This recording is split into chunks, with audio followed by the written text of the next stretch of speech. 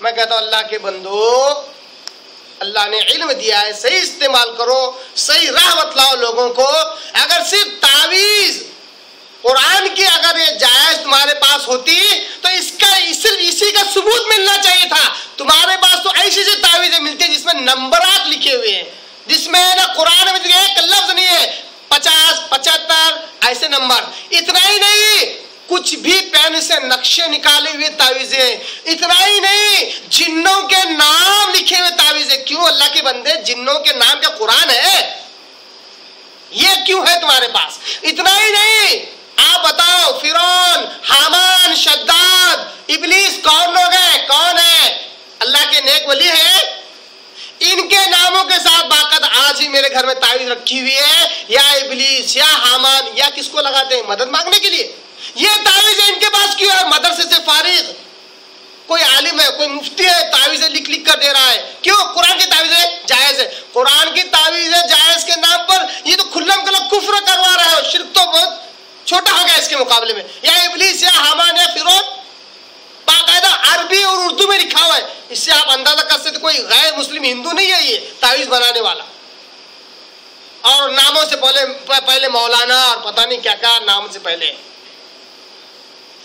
اور بڑے بڑے مدرسوں سے، ہندوستان میں بڑے بڑے مدرسوں سے فارغ ہو کر قرآن کی تعویذوں کو جائز قرار دیتے ہوئے یہ سب چل رہا ہے۔ اور بار میں مثال دیتا رہتا ہوں کہ غیر مسلم اگر قرآن کو جلائے تو خون کھول اٹھتا ہے۔ یہ خود عالم مفتی اور پتہ نہیں کیا کیا ہو کر سورہ فلق سورہ ناس زیر زبر لگا کر دیتے ہیں اپنے پیشنٹ کو، کہتے موم بتی میں جلا کر دیکھنا۔ یہ کیا قرآن جلانا نہیں ہے؟ قرآن جلانا نہیں ہے، یہ قرآن کی توہین نہیں ہے۔ قرآن کی آیتیں اگر لکھی ہوئی تعویذ جائز ہے تو بتاؤ کیا اس کو پیروں میں باندھا جا سکتا ہے؟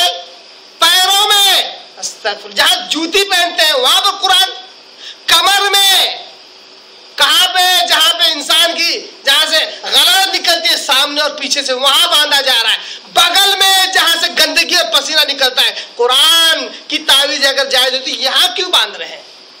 امت بالکل کشمکش میں ہے کہ تعویذ گنڈے شرک ہے یا نہیں ہے۔ کیوں؟ کیونکہ تعویذ گنڈوں کو نہ پوری طرح شرک قرار دیا نہ پوری طرح توحید قرار دیا، دونوں کے درمیان رکھ دیا۔ یہ کیا ہے؟ یذبذبین بین ذالک، دونوں کے درمیان کشمکش میں امت کو ڈال کے رکھ دیا۔ اب دونوں میں سے کیا ہے اور بتلائے گا، کشمکش میں ڈال دیا۔ یہ ہے حق کو باطل کا ساتھ ملانا ہے۔ اللہ کے بندو یہ کام نہ کرو، شرک ہے تو شرک ہے۔ کتنی حدیثیں چاہیے، کتنی حدیث چاہیے قرآن تعویذ گنڈوں کے شرک ہونے کے تعلق سے، چاہے اس میں قرآن کی آیتیں ہی کیوں نہ ہو۔ ایک بھی صحیح حدیث ایسی پیش نہیں کر سکتے جس میں اس بات کا ثبوت ہو کہ پیغمبر صلی اللہ علیہ وسلم نے یا پیغمبر صلی اللہ علیہ وسلم کے زمانے میں، صحابہ نے اور صحابہ کے زمانے میں، تابعین نے، تبع تابعین نے رحم اللہ، ان کے زمانے میں کبھی قرآن مجید کی تعویذ بنا کر انہوں نے استعمال کیا ہو، قسم خدا کی کوئی ثابت نہیں کر سکتا۔ یہ ہمارا چیلنج، ہم جس طرح چیلنج کے ساتھ بات کرتے ہیں، ہم جس طرح پوری خود اعتمادی اور کانفیڈنس کے ساتھ بات کرتے ہیں یہ شرک ہے، تم کیوں نہیں کرتے؟ تم کیوں دونوں کے درمیان یہودیوں اور عیسائیوں کے علماء کی طرح خلط ملط کر کے پیش کرتے ہو؟ جو حق ہے اسی کو پیش کرو، جو باطل ہے اس کو پوری طرح رد کرو، تب جا کے علماء سو کے زمرے سے نکل کر علماء حق کے زمرے میں آؤ گے، اللہ رحم کرے گا تم پر۔ ہمیشہ پیٹ کے بارے میں روتے رہتے ہو، پاپی پیٹ کا سوال ہے، پاپی پیٹ کا سوال ہے، دھندا کیسے چلے گا؟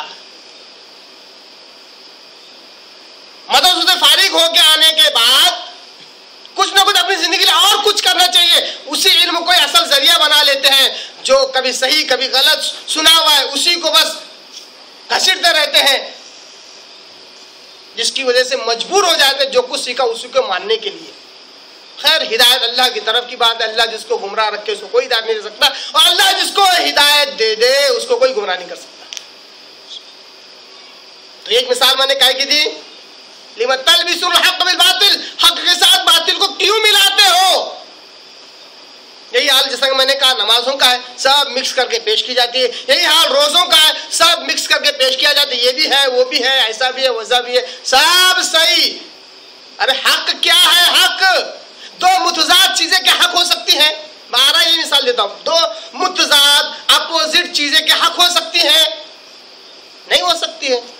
باقاعدہ کہتے ہیں گھوڑا حلال ہے کہ حرام ہے؟ پوچھو, آپ کسی سے جا کے پوچھو, ایک بولے گا حلال, ایک بولے گا حرام. مکروہ بولتے بولتے حرام بولے گا. مکروہ, کسی چیز کو مکروہ اس طرح قرار دیا جائے کہ کبھی اس کو ہاتھ بھی نہ لگائے کھانے کے لیے, تو وہ کیا ہو گئی؟ مکروہ کا حکم کائے میں آیا ہو؟ حرام میں آ گیا. اب بتاؤ, ایک کے نزدیک پوری طرح حلال, ایک کے نزدیک پوری طرح مکروہ یعنی کہ حرام. اب پھر دونوں بھی حق, دونوں بھی سچ. اللہ اس کا رسول کیا کہتا ہے اس تعلق سے؟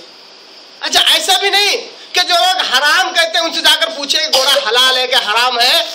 حرام ہے یہ نہیں بولتے, ہاں وہ ہے, کچھ حالات کے تحت حلال ہو جاتا ہے. شوافع کے نزدیک حلال ہے, ہمارے نزدیک حرام ہے.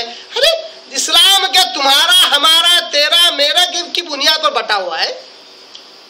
اتنا ہی نہیں, قرآن مجید کی آیتوں کو تک بانٹا ہوا. یہ فلاں جماعت کی, یہ فلاں, حیرت ہے نا, حیرت ہے نا.